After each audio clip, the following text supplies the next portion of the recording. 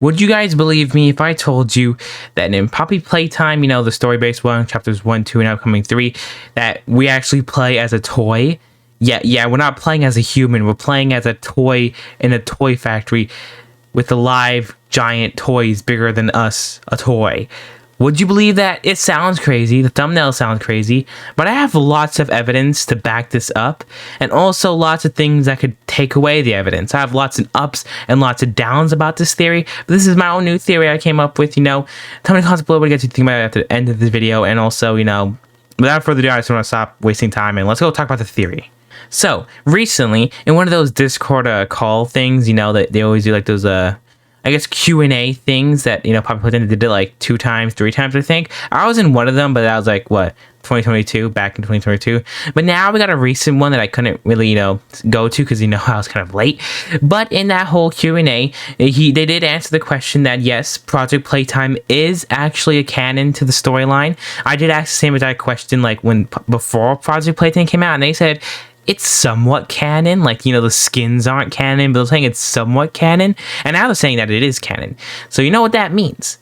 It is canon. In Poppy Playtime Chapter 1, you can see the 2 different rooms, the theater room and also the whole creating room, or whatever that thing was called, I forgot what that whole room was called. Technically, both the 2 maps in Project Playtime, you can definitely see where those areas were. You can definitely see boxes, we can see where all that fits in.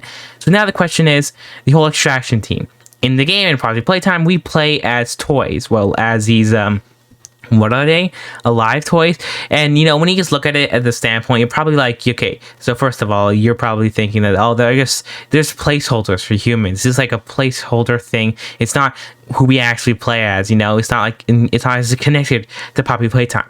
Well, let me just tell you, because in Project Playtime, when you get hit, you see a static on the screen. Like, it looks like you got static. It looks like you're seeing from a screen that had just been damaged because, well, you just been hit by a monster. And when you actually die in the game, you're only being put down, and you have 3 different lives. Players who come and heal you, or maybe repair you. And when you get put into the Wulog, the whole fandom decided to call the whole, underground section of the Huggy Wuggies, you're able to be pulled up or get torn apart by the Huggy Wuggies because, you're kind of like a toy. So at that point, you could be like, okay, you can understand, you can see the character looks like a toy, You're probably like, how is that now canon? Well, first of all, in the original game too, every single time you died in Project Playtime, Poppy Playtime Chapter 1 and 2, you have different VHS tape looking static on the screen saying like, your time's not over, get back up, you're not done yet, stuff like that. And it looks like everyone kept theorizing that like messages from Poppy. But what if we're actually a toy and Poppy's putting that messages in as she's repairing us? So telling us that as she's repairing us and bringing us back. Like, what if that's it? Why? That's maybe why Poppy needed us more and couldn't let us leave. Because what if we actually belong there? What if we can't leave because we're actual toy? What if that's why she needs us more? Because we can actually just keep coming back and we can never actually die, and you can really put an end, to all the terrible things happening at Playtime Co. What if that's why we see a static whole screen? And, what if that's how we always able to beat the memory match, had to beat all Mommy's games, and also, just trick her? That would make sense. It would make sense about that. And also would make sense to a canon point of view when we're in Project Playtime. And, there's a whole bunch of monsters. Like, what type of corporation would send real people in a whole different area, literally infested by a monster, and has a whole pit full of monsters to just get a toy and deliver it?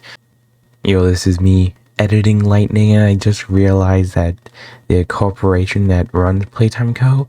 is literally killing orphans and putting them in toys. So, don't know why I said this. This company's messed up. Well, that seemed pretty risky for humans, right? But what if Playtime just deployed these robot-like humans, and they could be controlled by actual humans? Like, what if there's another human on the other side controlling it? That's why we see static every time we get hit, because it's just hitting the camera is what we're seeing. What if, like in Poppy Playtime Chapter 1, we get a whole message, and it says, come back to the factory and all those different things, the whole message that makes us go to the factory.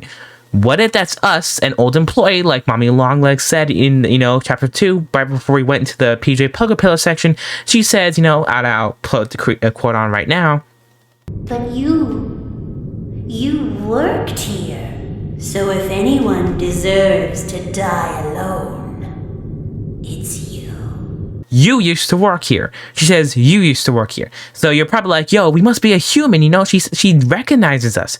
But what if she just recognizes our robot avatar or our avatar that we're playing as?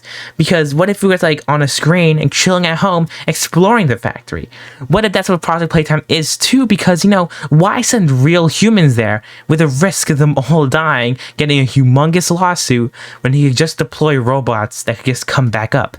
And that would make sense why in Poppy Playtime, all the different VHS tapes, when you put them in, that tells you how to use a graph pack and everything, you could see this player-like avatar, this robot thing that we might be controlling, testing everything. It's testing everything, showing it. Even in many of the tapes shows, you know, blood coming out of their heads when they, you know, use the graph pack the wrong way.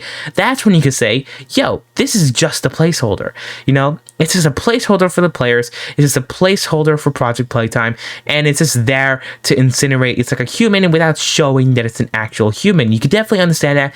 It's definitely, you know, it's definitely liable to see that's the real thing, but it also would make sense on that whole point of view that, you know, we're human. And even U2s, you know, when they made their 3 U2s based off Poppy Playtime, they had Poppy herself, Huggy Wuggy, and then one called Player. It was literally called Player, showing the whole older design of the whole, like, you know, robot player that we actually play as. So, literally calling it Player, we're all like, you know, somebody they actually know, they probably just called it the Player, but they could have called it something else. They could have called it Test Dummy. They could have called it anything like that, but why did they call it Player? That was a whole thing going around, like, what if this is who we actually play as? But now that Project Playtime came out, and now it's starting to make a lot more sense, and all the dots are starting to connect. Yet, at the end of the day, that's all the ups, but all the downs can be just a placeholder.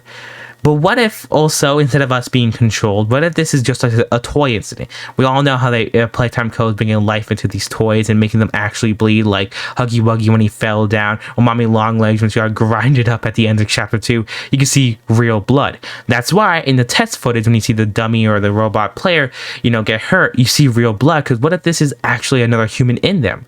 But they're also able to just keep coming back and keep regenerating because they're actually a robot breed, a robot mixture. So what if that's why we're actually playing? You know, what if that's who we actually are on Project Playtime? It's the reason why they never showed us. She's already never seen a mirror. And also, it's the reason why in Project Playtime and the original Project Playtime game, you don't really take fall damage. When you fall, it just slows everything down in the original Poppy game. If you fall, wouldn't it give you like more of a, you know, health down? Would it like damage you more if you fall from heights? What if your computer, what happens when you drop your phone? What happens if you drop something and like it breaks? What if this robot or something, when it falls, it just has to slow down, the connections, you know, lagging, everything like gets out until the robot's able to fix that problem and it's able to, you know, get back to what just happened. In Project Playtime, that doesn't happen though. We just fall down and that's really it. But this could make almost a sense of what everything, you know, explains, but also could, you know, not be sense. It could easily just be a placeholder and we're actually playing as a human, and in Project Playtime it's just literally a placeholder. But you guys can tell me comments below, like, you know, at the end of the day, this is just a theory, a game theory. Just kidding. I'm not pulling a Matt Pat. If you're watching this, Matt Pat, don't sue me. Please. But anywho, you guys tell me guys in the comments below, what do you guys do think about this theory? I've been thinking about it for the past couple days, thinking about how it could make sense, thinking about how I could have connected all the dots, and I do think this does connect all the dots and does explain many things that we've been waiting. Not many people have been actually talking about this. I hope if you see this video and you have some other things to say, please leave a comment down below. If it's like really, really good, I'll definitely go pin it if you have more evidence to this whole replay as a toy or replay as a robot theory.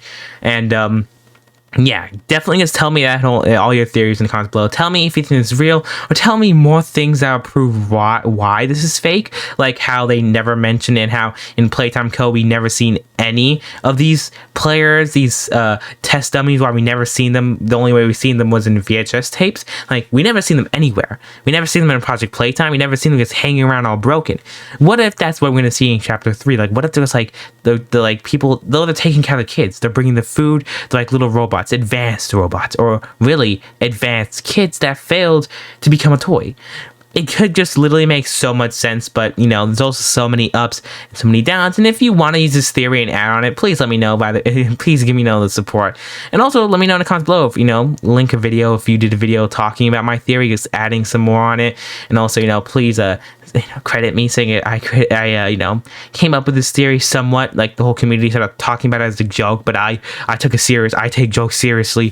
Anywho, tell me guys what you guys do think, and I think that's it for this video. Goodbye.